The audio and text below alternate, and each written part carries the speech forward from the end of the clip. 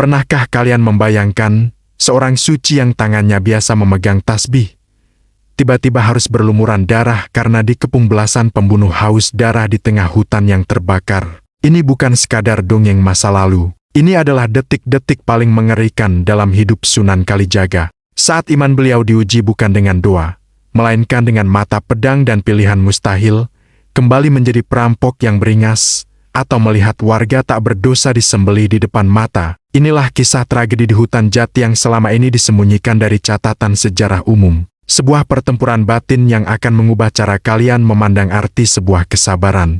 Namun sebelum kita masuk ke dalam kisah yang menggetarkan jiwa ini, saya berdoa dengan tulus bagi kalian yang sudah mengklik video ini. Semoga Tuhan Yang Maha Kuasa melimpahkan rezeki yang tak terduga, memudahkan segala urusan kalian dan mengangkat derajat keluarga kalian setinggi-tingginya. Jika kalian mengamini doa ini, silakan tulis amin di kolom komentar sebagai saksi persaudaraan kita di jalan kebaikan. Dan agar kami bisa terus menyajikan kisah-kisah inspiratif tanah Jawa yang penuh karomah seperti ini, dukung channel ini dengan cara klik tombol subscribe. Gratis, tanpa biaya, namun dukungan kalian adalah nyawa bagi kreativitas kami. Mari kita masuk ke dalam hutan itu, tempat di mana darah dan doa menyatu. Hutan Jatisari di pedalaman Jawa bukan sekadar kumpulan pohon kayu keras yang menjulang tinggi ke angkasa. Bagai barisan raksasa yang membeku, hutan itu adalah saksi bisu dari ribuan rahasia yang terkubur di bawah tanahnya yang lembab. Sinar matahari pagi hanya mampu menyelinap di sela-sela daun lebar, menciptakan garis-garis cahaya tipis yang membelah kegelapan rimba. Di sana, di jalur setapak yang nyaris hilang tertutup semak, seorang pria berjalan dengan langkah yang begitu tenang hingga suara injakan kakinya pada daun kering pun nyaris tak terdengar. Ia mengenakan jubah gelap sederhana dengan kain penutup kepala yang bersahaja. Wajahnya memancarkan kedamaian yang sulit dijelaskan. Namun di balik ketenangan itu, ada ketajaman mata yang mampu membaca setiap gerak-gerik alam. Orang-orang mengenalnya sebagai Sunan Kalijaga, sosok suci yang berjalan dari satu desa ke desa lain demi menyebarkan kebenaran. Namun, bagi hutan ini dan bagi masa lalu yang kelam, ia tetaplah Raden Said, sang pangeran yang pernah memilih jalan gelap demi sebuah keadilan yang salah arah. Langkah kaki sang Sunan tiba-tiba terhenti. Ia tidak menoleh, tidak juga bersiaga secara berlebihan, namun telinganya menangkap getaran yang tidak wajar di antara gesekan dahan-dahan jati. Ada aroma keringat yang tajam, aroma logam berkarat, dan yang paling terasa adalah aroma kebencian yang sudah membusuk selama bertahun-tahun. Keluarlah, ucap Kalijaga. Suaranya rendah namun bergema di keheningan hutan. Hutan ini terlalu indah untuk dikotori dengan niat yang tersembunyi. Tawa parau yang sangat tidak asing meledak dari balik pohon jati raksasa. Satu persatu, sosok-sosok beringas muncul dari kegelapan. Mereka bukan rakyat jelata yang ingin menimba ilmu. Mereka adalah pria-pria berwajah bopeng, dengan luka parut di lengan dan dada, menggenggam golok serta tombak yang berkilau terkena cahaya fajar. Di tengah mereka, berdiri seorang pria raksasa dengan kumis melintang dan mata yang merah karena amarah yang dipupuk lama. Raden Said, desis pria itu. Suaranya seperti gesekan batu tajam. Atau haruskah aku memanggilmu sang wali yang terhormat? Kau tampak sangat suci dengan jubah itu, sampai-sampai aku ingin meludah melihatnya. Kalijaga menatap pria itu tanpa sedikit pun rasa takut. Ki Gentala, sudah lama sekali sejak terakhir kali kita bertemu di bawah gerbang Majapahit. Aku mengira kau sudah menemukan kedamaian di hari tuamu. Kedamaian? Ki Gentala melangkah maju, setiap pijakannya seolah ingin menghancurkan bumi. Kau bicara tentang kedamaian setelah kau meninggalkan kami seperti sampah. Kita adalah saudara dalam darah. Kita merampok, kita membunuh, dan kita berbagi hasil rampasan itu bersama. Lalu tiba-tiba kau bertemu dengan tua bangka sakti di tepi sungai dan memutuskan untuk menjadi suci. Kau membuat kami menjadi buronan yang kehilangan arah. Said, Kalijaga menghela napas panjang. Ada gurat kesedihan di wajahnya, bukan karena ancaman nyawa, melainkan karena melihat jiwa-jiwa yang masih terbelenggu kegelapan. Aku tidak meninggalkan kalian, aku meninggalkan jalan yang salah.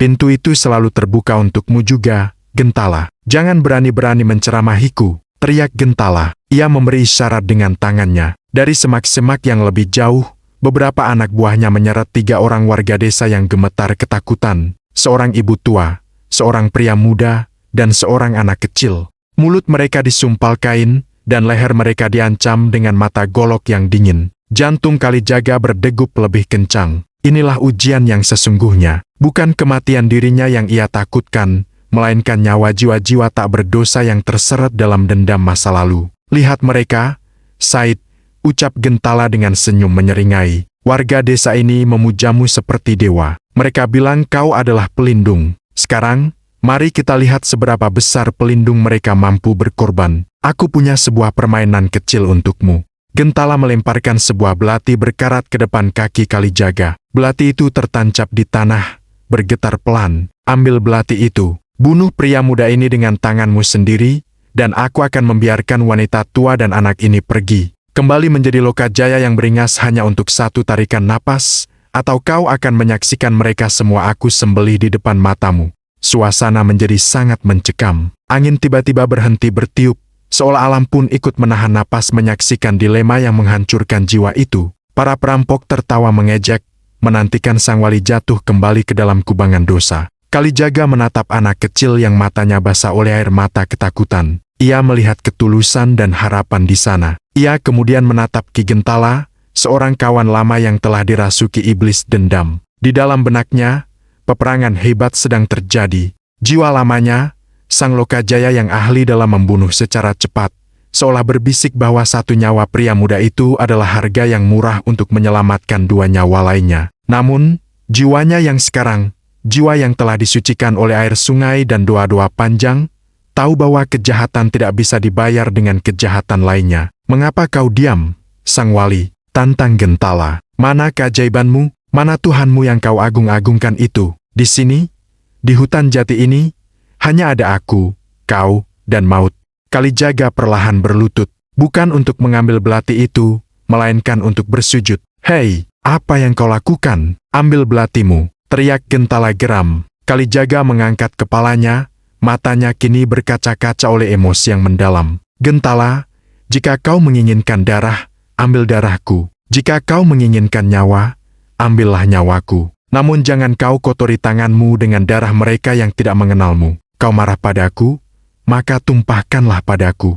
Kau pikir aku bodoh? Gentala mendekatkan goloknya ke leher sang anak kecil hingga setetes darah segar mengalir di kulit halus itu. Aku ingin melihatmu hancur secara batin. Aku ingin dunia tahu bahwa Sunan Kalijaga hanyalah seorang pengecut yang gagal melindungi domba-dombanya. Pada saat itulah, sebuah ledakan emosi meledak dari dalam diri Kalijaga. Bukan amarah, melainkan kesedihan yang begitu luar biasa hingga terasa seperti tekanan udara yang berat di seluruh hutan. Sang Sunan berdiri perlahan. Tubuhnya seolah memancarkan wibawa yang membuat beberapa anak buah Gentala mundur selangkah tanpa sadar. Jika memang itu maumu, suara Kalijaga kini terdengar berwibawa, seperti guntur yang jauh.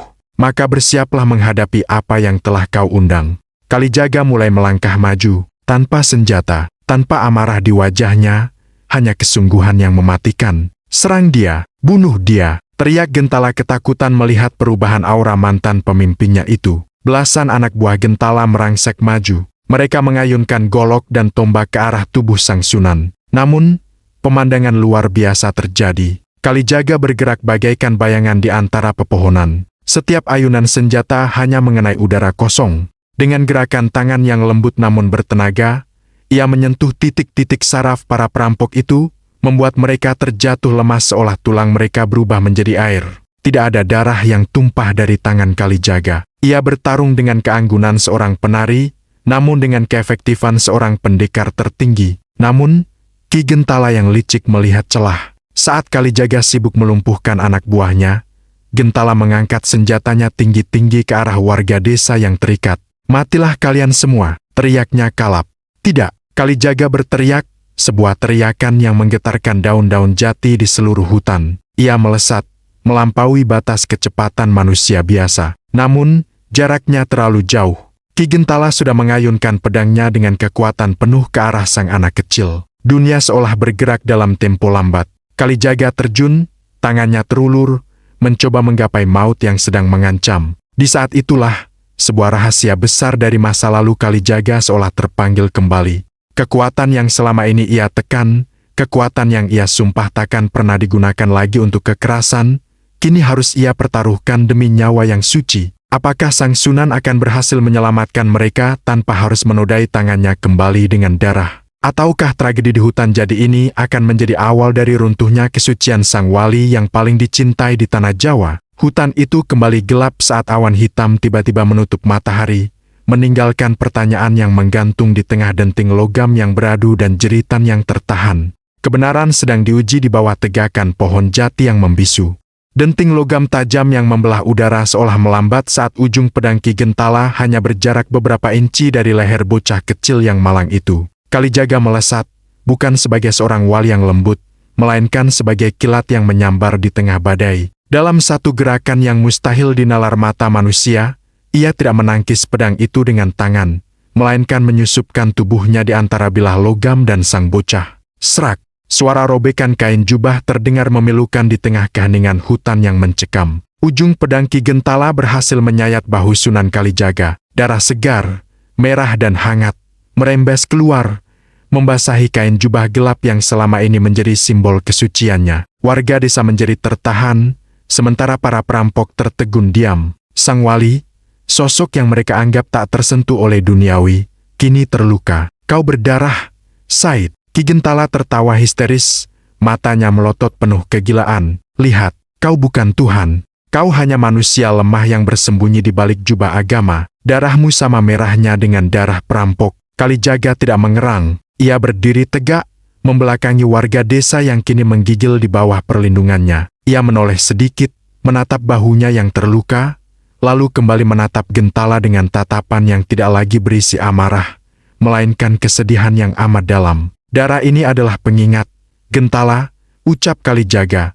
Suaranya tetap tenang meski napasnya mulai berat, bahwa aku memang manusia, dan sebagai manusia, aku memiliki batas kesabaran. Namun, sebagai hamba, aku memiliki kewajiban untuk menjagamu dari dosamu sendiri. Persetan dengan kewajiban, Gentala merangsek maju kembali. Ia merasa di atas angin. Ia merasa telah meruntuhkan martabat sang Sunan. Serang dia, dia sudah terluka. Habisi si pengkhianat ini. Belasan perampok yang tadinya ragu, kini kembali mendapatkan nyali. Mereka mengepung Kalijaga dari segala penjuru. Hutan jati itu kini berubah menjadi arena pembantaian yang tidak seimbang. Satu orang pria terluka tanpa senjata, melawan belasan pembunuh haus darah di tengah rimba yang jauh dari peradaban. Namun, sesuatu yang aneh mulai terjadi. Saat para perampok itu mengayunkan senjata mereka, Kalijaga tidak lagi menghindar dengan gerakan lincah. Ia hanya diam, berdiri seperti pohon jati yang akarnya menancap kuat ke inti bumi.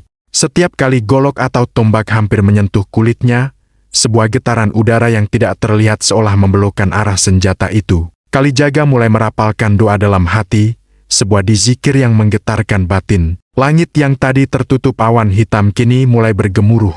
Angin kencang tiba-tiba bertiup dari arah utara, memutar-mutar daun jadi kering hingga membentuk pusaran raksasa di sekeliling sang Sunan. Apa yang kau lakukan, penyihir? Teriak salah satu perampok yang senjatanya tiba-tiba terlepas dari genggaman seolah ditolak oleh kekuatan gaib. Aku tidak melakukan apa-apa, jawab Kalijaga sambil melangkah maju satu demi satu. Kalianlah yang sedang melawan diri kalian sendiri. Alam ini tidak sudi menerima niat busuk kalian. Tiba-tiba, Ki Gentala menyadari sesuatu yang mengerikan. Hutan di sekitar mereka mulai terasa berbeda. Pohon-pohon jati yang menjulang tinggi itu seolah bergeser, menutup jalan keluar. Bayangan-bayangan di lantai hutan seolah hidup dan mulai mengikat kaki para perampok. Ini bukan sekadar sihir, ini adalah karomah sebuah kemuliaan yang diberikan Tuhan kepada kekasihnya saat keadaan benar-benar terjepit. Gentala yang mulai ketakutan kembali menarik warga desa. Ia menempelkan belati beracun ke dada sang ibu tua. Berhenti, atau wanita ini mati sekarang juga. Kalijaga berhenti melangkah. Jaraknya hanya 5 langkah dari Gentala. Lepaskan mereka, Gentala. Urusanmu adalah denganku. Jangan biarkan api neraka membakarmu lebih dalam hanya karena rasa iri yang tak beralasan. Iri? Aku tidak iri. Gentala berteriak kalap. Aku benci melihatmu dicintai. Aku benci melihatmu dianggap suci padahal tanganmu pernah lebih merah dari tanganku. Aku ingin kau mati dalam keadaan hina. Gentala mengayunkan belatinya, berniat menusuk jantung wanita tua itu. Namun, pada detik itu juga, Kalijaga menghentakkan kakinya ke bumi. Boom! Getaran hebat mengguncang tanah hutan jati. Gentala kehilangan keseimbangan. Belatinya meleset, hanya mengenai angin. Tanpa membuang waktu, Kalijaga melesat maju. Kali ini, Gerakannya tidak bisa diikuti oleh mata. Ia menyentuh pergelangan tangan Gentala dengan 2 jari. Sebuah suara retakan kecil terdengar, dan belati beracun itu jatuh ke tanah. Dengan satu tarikan lembut, Kalijaga menarik ketiga warga desa itu ke belakang tubuhnya, menjauh dari jangkauan para perampok. Sekarang, suara Kalijaga berubah menjadi begitu berwibawa dan penuh tekanan yang membuat bulu kuduk berdiri. Kalian telah melampaui batas yang diizinkan. Para perampok itu lari kocar-kacir ketakutan. Mereka merasa seperti sedang berhadapan dengan raksasa, padahal tubuh Kalijaga tidak berubah ukuran sedikit pun. Mereka melihat sosok Kalijaga dikelilingi oleh cahaya putih keemasan yang menyilaukan mata. Satu persatu mereka jatuh pingsan, tak sanggup menahan wibawa yang memancar dari sang wali. Hanya Ki Gentala yang masih berdiri, meski kakinya gemetar hebat. Ia merasa sesak napas, seolah udara di hutan itu telah diserap habis oleh keberadaan Kalijaga. "Kenapa? Kenapa kau tidak membunuhku?" tanya Gentala dengan suara tercekat. "Kau punya 1000 kesempatan untuk membalas dendammu, Said." Kalijaga mendekati Gentala. Ia tidak memukul, tidak juga mencaci. Ia justru mengulurkan tangannya yang tidak terluka. "Karena membunuhmu hanya akan memuaskan nafsuku, bukan menyelamatkan jiwamu. Aku merindukan saudaraku yang dulu, Gentala, bukan iblis yang sekarang berdiri di hadapanku." Air mata mulai mengalir di pipi kasar Ki Gentala. Tembok kebencian yang ia bangun selama bertahun-tahun tiba-tiba runtuh hanya dengan satu kalimat lembut itu. Ia melihat ketulusan di mata Kalijaga, sebuah ketulusan yang tidak ia temukan di dunia hitam yang ia geluti. Namun, di tengah momen emosional itu, sebuah anak panah berujung api tiba-tiba meluncur dari kejauhan, menembus rimbunnya daun jati dan tertancap tepat di tanah di antara mereka. Api itu segera menyambar semak kering, menciptakan dinding api yang memisahkan Kalijaga dan Gentala. Dari balik kegelapan hutan yang lebih dalam, terdengar suara tawa yang berbeda, suara yang lebih dingin, lebih tajam, dan lebih licik dari Gentala. Sangat menyentuh, Sunan yang suci, sebuah suara berat menggema. "Tapi drama ini harus berakhir. Jika Gentala gagal menarikmu kembali ke kegelapan, maka api ini yang akan mengantarmu ke liang lahat." Kalijaga menoleh ke arah sumber suara. Ia menyadari bahwa Ki Gentala dan kelompoknya hanyalah pion. Ada kekuatan lain yang lebih besar, kekuatan yang tidak menginginkan cahaya Islam berkembang di tanah Jawa, yang sedang mengintai dari balik bayang-bayang pohon jati. "Siapa kau?" tanya Kalijaga, sambil melindungi warga desa dari api yang mulai membesar. "Aku adalah masa depan yang tidak akan pernah kau lihat," jawab suara itu saat puluhan anak panah api lainnya mulai menghujani area tersebut, mengubah hutan jati menjadi lautan api yang mengerikan. Kalijaga berdiri di tengah kepungan api, memeluk ketiga warga desa yang menangis ketakutan. Bahunya masih meneteskan darah, namun matanya menatap tajam ke arah kegelapan. Ia tahu, ujian yang sesungguhnya baru saja dimulai. Tragedi di hutan jati bukan lagi tentang dendam pribadi, melainkan tentang perang besar antara cahaya dan kegelapan yang akan menentukan nasib Nusantara. Darah di jubahnya terus mengalir, namun imannya jauh lebih kental dari darah itu sendiri. Di tengah kobaran api, Sunan Kalijaga mulai melantunkan tembang yang tenang, sebuah kidung penolak bala yang membelah gemuruh api, bersiap menghadapi musuh yang sebenarnya. Hutan jati sari kini telah berubah menjadi neraka di bumi. Lidah-lidah api menjilat ke angkasa, merayap cepat melalui akar-akar kering dan dedaunan jati yang berguguran. Asap hitam pekat menggulung, menyesakan napas, dan membutakan mata. Di tengah kepungan api yang kian menyempit, Sunan Kalijaga berdiri bagaikan karang di tengah badai. Darah di bahunya masih merembes, namun ia seolah tidak merasakan perihnya.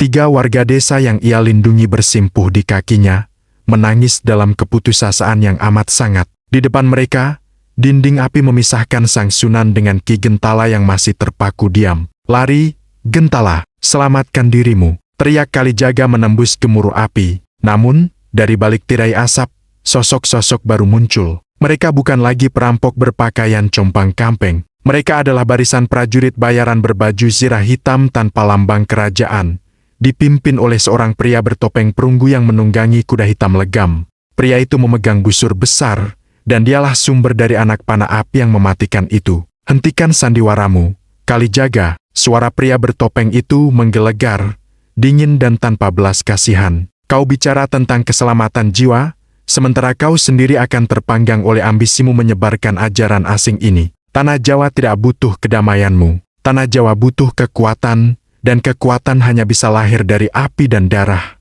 Si pria bertopeng mengangkat tangannya. Serentak, puluhan pemanah di belakangnya menarik tali busur. Kali ini, target mereka bukan lagi membakar hutan, melainkan tepat ke arah jantung sang Sunan dan warga yang ia lindungi. Tembak, hujan anak panah meluncur deras, membelah asap pekat. Warga desa menjerit, menutup mata, pasrah pada maut yang menjemput. Namun, Sunan Kalijaga tidak bergerak sedikit pun. Ia memejamkan mata, tangannya terangkat perlahan ke depan dada, jari-jarinya membentuk sebuah isyarat spiritual yang dalam. Ya Al-Latif, ya Aka-Afi, bisiknya, sebuah getaran di zikir yang merambat melalui udara. Sesuatu yang di luar nalar terjadi. Angin yang tadinya liar tiba-tiba berputar di sekeliling Kalijaga dan warga desa, membentuk sebuah kubat transparan dari udara yang sangat padat. Anak panah api yang meluncur deras itu tiba-tiba melambat, seolah menabrak dinding air yang tebal, lalu jatuh satu persatu ke tanah sebelum sempat menyentuh seujung kuku sang Sunan. Pria bertopeng itu terkesiap. Ilmu apa ini? Tidak ada mantra di tanah ini yang bisa menahan hujan panah sebanyak itu. Ini bukan ilmu, juga bukan mantra, jawab Kalijaga, suaranya terdengar jernih di tengah suara api yang berderak. Ini adalah perlindungan dari sang pemilik nyawa. Jika dia belum menghendaki kami kembali, maka 1000 pasukanmu pun takkan mampu menyentuh kami. Kemarahan meledak di wajah pria bertopeng. Ia menghunus pedang panjang yang berkilau kemerahan, seolah pedang itu sendiri ditempa di kawah candra di muka. Jika panah tak bisa menembusmu, maka biarkan aku sendiri yang memisahkan kepalamu dari tubuhmu. Pria itu memacu kudanya menembus dinding api. Kudanya meringkik ngeri, namun sang penunggang seolah memiliki kendali gaib atas hewan itu. Ia menerjang maju, mengayunkan pedangnya dengan kekuatan yang mampu membelah batang jati sekali tebas. Kalijaga menyadari bahwa serangan ini berbeda. Ada kekuatan hitam yang sangat pekat pada pedang itu. Ia harus bertindak, bukan hanya untuk dirinya, tapi untuk mengakhiri kegilaan ini sebelum seluruh hutan jati musnah terbakar. Sang Sunan melepas kain sorbannya yang berwarna putih bersih. Dengan gerakan yang terlihat lambat namun penuh tenaga, ia mengibaskan kain itu. Kain yang tadinya lembut tiba-tiba menjadi kaku dan kuat seperti baja. Saat pedang pria bertopeng itu menyambar, Kalijaga memutar kainnya, melilit mata pedang tersebut dengan presisi yang luar biasa. Tring! Percikan api memercik saat logam beradu dengan kain yang telah dialiri kekuatan batin. Pertarungan itu menjadi tontonan yang mengerikan sekaligus indah. Kalijaga bertarung dengan keanggunan seorang seniman, setiap gerakannya adalah doa, setiap langkahnya adalah dizikir. Ia menghindari serangan lawan bukan karena takut, melainkan karena ingin memberi kesempatan pada musuhnya untuk sadar. Namun, pria bertopeng itu semakin kalap. Ia turun dari kudanya dan menyerang secara membabi buta. Di sela-sela pertarungan, ia membisikkan kata-kata kutukan yang bertujuan meruntuhkan mental Kalijaga. Kau ingat ibumu, Said? Kau ingat ayahmu yang kau kecewakan. Kau hanyalah anak durhaka yang mencari pelarian dalam agama. Kalijaga tertegun sejenak. Luka lama di hatinya seolah disayat kembali. Di saat itulah, ujung pedang lawan berhasil menggores dadanya, menambah luka baru di atas luka yang dibuat gentala sebelumnya. Darah kembali menetes, membasahi kain putih yang ia pegang. Lihat, kau goyah. Tawa pria bertopeng itu pecah. Kalijaga jatuh terduduk. Api di sekelilingnya semakin membesar. Asap mulai memenuhi paru-parunya. Ia merasa tubuhnya sangat berat. Benarkah ia hanya mencari pelarian? Benarkah ia gagal menjadi seorang anak dan sekarang gagal menjadi seorang pelindung? Di tengah keraguan itu, ia mendengar suara tangis lirih dari bocah kecil di belakangnya. Kakek Sunan, jangan tinggalkan kami. Suara anak kecil itu bagaikan air dingin yang menyiram jiwa Kalijaga yang sedang terbakar. Ia teringat kembali pada pesan gurunya, Sunan Bonang, di tepi sungai bertahun-tahun lalu, bahwa ujian terbesar bukanlah melawan musuh yang terlihat, melainkan melawan keraguan dalam diri sendiri. Kalijaga kembali berdiri. Kali ini, orangnya berubah total. Tidak ada lagi keraguan, tidak ada lagi kesedihan. Matanya bersinar dengan ketenangan yang mematikan. Terima kasih telah mengingatkanku pada masa laluku, ucap Kalijaga lembut.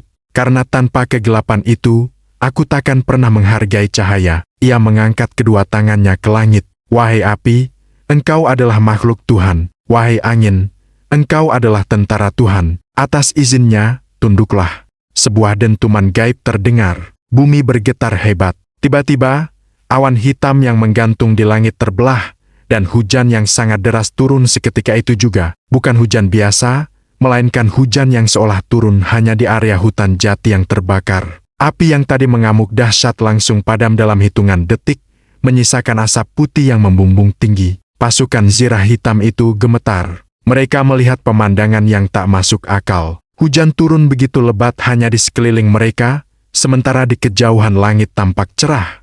Pria bertopeng itu mencoba menyerang lagi, namun kakinya tiba-tiba terkunci ke tanah. Ia tidak bisa bergerak seolah tanah di bawahnya berubah menjadi cengkeraman tangan raksasa. Kalijaga berjalan mendekat. Ia tidak membawa senjata. Ia hanya membawa kedamaian yang menghancurkan nyali. Buka topengmu. Mari kita bicara sebagai manusia, bukan sebagai iblis. Dengan gemetar, pria itu melepas topeng perunggunya. Di baliknya, ternyata adalah seorang pria muda dengan wajah yang dipenuhi dendam, seorang mantan bangsawan dari wilayah yang pernah ditaklukkan dalam pembersihan kekuasaan masa lalu. Kau menghancurkan duniaku, Kalijaga, teriak pemuda itu dengan tangisan yang pecah. Dunia yang dibangun di atas penderitaan rakyat memang harus hancur agar dunia yang baru bisa tumbuh, balas Kalijaga dengan tenang. Ikutlah denganku, kita bangun dunia itu bersama, tanpa harus ada lagi darah yang tumpah di hutan ini. Pasukan bayaran itu akhirnya menjatuhkan senjata mereka. Mereka berlutut di tengah sisa-sisa kayu jati yang menghitam, takluk bukan oleh pedang, melainkan oleh karomah dan kasih sayang yang ditunjukkan oleh sang wali. Namun, di tengah suasana yang mulai tenang itu, Ki Gentala yang sedari tadi terdiam tiba-tiba berteriak menunjuk ke arah tebing di ujung hutan. Said, lihat, mereka tidak berhenti. Dari kejauhan, terlihat rombongan pasukan yang lebih besar lagi sedang menuju ke arah mereka. Kali ini, mereka membawa bendera resmi dari sebuah kadipaten yang sangat kuat. Ternyata, serangan ini hanyalah pancingan untuk memancing Sunan Kalijaga keluar dan menunjukkan kekuatannya, agar ada alasan bagi penguasa zalim untuk menyatakan beliau sebagai ancaman bagi kerajaan. Kalijaga menatap ke arah pasukan yang datang. Ia tahu, perjalanan ini masih sangat jauh. Episode hari ini hanyalah awal dari perang suci yang sesungguhnya. Bawa warga desa ini ke tempat aman, perintah Kalijaga kepada Gentala yang kini telah bertaubat. Aku akan menghadapi mereka sendiri. Tapi Sunan, kau terluka parah. Cegah Gentala. Kalijaga tersenyum tipis, sebuah senyuman yang penuh rahasia. Luka di tubuh bisa sembuh, Gentala. Tapi luka di tanah Jawa ini butuh seseorang yang berani berdiri di depan untuk menyembuhkannya. Sang Sunan melangkah maju, sendirian, menyongsong ribuan prajurit yang datang dari ufuk timur. Sosoknya yang bersahaja tampak begitu perkasa di antara sisa asap hutan jati, siap menuliskan sejarah baru dengan tinta kesabaran. Garis ufuk timur kini memerah, bukan oleh fajar yang indah, melainkan oleh pantulan ribuan mata tombak dari pasukan kadipaten yang bergerak maju bagaikan air bah. Suara derap kaki kuda mereka menggetarkan tanah hutan jati yang masih basah oleh hujan karomah. Di garis depan, berkibar panji-panji kebesaran yang menandakan bahwa ini bukan lagi sekadar serangan begal atau tentara bayaran, melainkan sebuah pernyataan perang dari penguasa yang merasa kedudukannya terancam oleh pengaruh sang wali. Sunan Kalijaga berdiri tegak di tengah jalan setapak yang hangus. Jubahnya yang koyak tertiup angin pagi, menyingkap luka di bahu dan dadanya yang kini telah mengering secara ajaib, meninggalkan bekas parut yang seolah bercahaya tipis. Di belakangnya, Ki Gentala dan para perampok yang telah bertaubat bersiaga dengan sisa tenaga mereka, sementara warga desa berlindung di balik pohon-pohon jati yang meranggas.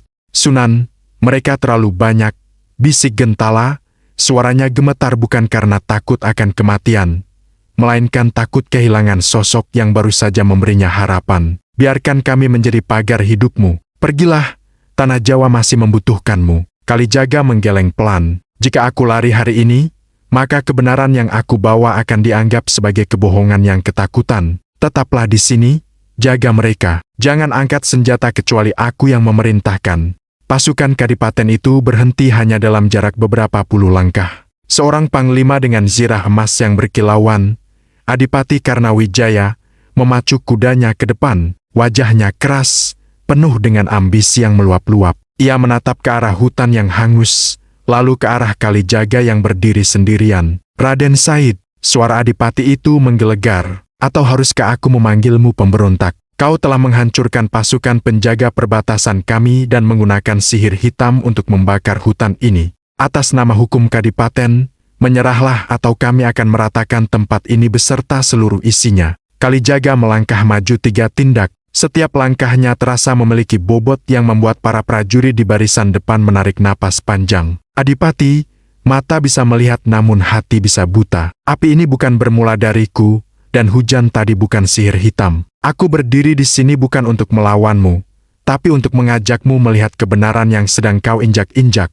Cukup dengan khutbahmu, potong Adipati, karena kau adalah ancaman. Rakyat lebih mendengarkan tembangmu daripada perintahku. Mereka lebih takut pada Tuhanmu daripada pedangku. Itu adalah pengkhianatan. Sang Adipati mengangkat pedangnya tinggi-tinggi ke angkasa. Pasukan, siapkan busur kalian. Habisi sang penyihir ini. Ribuan busur ditarik serentak. Suara gesekan tali busur itu terdengar seperti desis ribuan ular yang siap mematuk. Ketegangan memuncak hingga ke titik didih. Warga desa mulai merapalkan doa-doa terakhir mereka. Gentala memejamkan mata, bersiap menerjang meski tanpa harapan. Namun, di saat mau tinggal selangkah lagi, Kalijaga melakukan sesuatu yang tak terduga. Ia tidak bersujud, tidak juga mengangkat tangan untuk memanggil keajaiban. Ia justru mengambil sebuah seruling bambu yang terselip di pinggangnya, sebuah benda sederhana yang sering ia gunakan untuk menghibur rakyat di sawah. Ia mulai meniup seruling itu. Suara yang keluar bukan sekadar nada. Melodi itu begitu menyayat hati, membawa getaran yang seolah merasuk langsung ke dalam tulang sumsum setiap orang yang mendengarnya. Melodi itu menceritakan tentang kasih sayang seorang ibu, tentang tanah yang memberi makan, tentang luka-luka yang tak kunjung sembuh, dan tentang kerinduan manusia akan kedamaian yang sejati. Satu persatu, tangan para pemanah mulai gemetar. Kekuatan yang ada pada melodi itu seolah melunakkan otot-otot mereka yang tegang. Beberapa prajurit mulai meneteskan air mata tanpa tahu mengapa. Mereka teringat pada rumah, pada anak istri mereka, dan pada betapa sia-sianya darah yang akan tumpah di tanah yang subur ini. "Kenapa kalian diam? Tembak!" teriak Adipati karena, namun suaranya terdengar parau. Ia sendiri pun berjuang melawan gejolak emosi yang tiba-tiba menghantam dadanya. Kalijaga berhenti meniup serulingnya. Keheningan yang luar biasa menyelimuti hutan jati. "Adipati, pedangmu bisa memotong leherku, tapi ia takkan pernah bisa memotong cinta rakyat padaku. Kekuasaanmu dibangun di atas rasa takut, sementara jalanku dibangun di atas rasa kasih. Manakah yang menurutmu akan bertahan lebih lama?" Adipati Karnawijaya turun dari kudanya dengan tubuh yang limbung. Ego dan harga dirinya sedang berperang hebat dengan nurani yang selama ini ia bungkam. Ia melihat ke arah prajuritnya. Mereka tidak lagi terlihat seperti mesin pembunuh, melainkan seperti manusia yang sedang merindukan keadilan. "Kau," Adipati itu mendekat, pedangnya masih terhunus namun ujungnya terkulai ke tanah. "Kau ingin aku menyerah dan membiarkanmu mengambil alih kekuasaanku? Aku tidak menginginkan takhtamu, Adipati," jawab Kalijaga dengan kelembutan yang menghancurkan sisa-sisa keangkuhan sang penguasa. "Aku hanya ingin kau menjadi pemimpin yang melayani, bukan yang menindas. Jadilah bagian dari sejarah yang membangun, bukan yang menghancurkan." Tiba-tiba, dari arah belakang pasukan Kadipaten, muncul kepulan debu baru. Ternyata, ribuan rakyat jelata dari berbagai desa yang pernah dibantu oleh Kalijaga datang dengan membawa alat-alat pertanian. Mereka tidak datang untuk berperang, mereka datang untuk berdiri di belakang Sang Sunan. Mereka membentuk pagar manusia yang tak berujung, menciptakan pemandangan yang menggetarkan jiwa. Melihat dukungan rakyat yang begitu masif namun damai, Adipati karena akhirnya sadar bahwa ia telah kalah secara moral. Ia menjatuhkan pedangnya ke tanah. Bunyi denting pedang yang jatuh itu menjadi tanda berakhirnya tragedi di hutan jati. "Aku tidak bisa membunuh orang yang sudah dianggap sebagai nyawa oleh rakyatku sendiri," ucap Adipati itu dengan suara rendah. Ia berlutut di hadapan Kalijaga, bukan sebagai tanda takluk pada manusia, melainkan takluk pada kebenaran yang dibawa sang wali. Kalijaga membangunkan sang Adipati, merangkul bahunya seolah mereka adalah sahabat lama. "Hari ini tidak ada yang kalah, dan tidak ada yang menang. Hari ini, tanah Jawa baru saja belajar bagaimana memaafkan." Gentala dan warga desa keluar dari tempat persembunyian mereka dengan penuh haru. Air mata kebahagiaan tumpah menyirami tanah yang tadinya gersang karena api. Hutan Jatisari, yang tadinya dipenuhi aroma kematian, kini dipenuhi oleh aroma persaudaraan. Namun, sebelum matahari mencapai puncaknya, Kalijaga menoleh ke arah kegelapan hutan di mana pria bertopeng perunggu itu tadi berada. Ia tahu bahwa musuh yang sesungguhnya kekuatan-kekuatan gelap yang memanfaatkan nafsu manusia masih ada di luar sana, bersembunyi di balik bayang-bayang kekuasaan lainnya. Perjalanan ini masih panjang, bisik Kalijaga pada dirinya sendiri. Ia mengambil kembali tongkatnya, membetulkan jubahnya yang koyak, dan mulai melangkah pergi meninggalkan kerumunan yang memujanya. Ia tidak ingin menjadi raja. Ia hanya ingin menjadi musafir yang menyebarkan benih-benih kedamaian di setiap jengkal tanah yang ia pijak. Dari kejauhan, sosoknya perlahan menghilang di balik kabut pagi, namun gema nada serulingnya tetap tinggal di hati setiap orang yang ada di sana.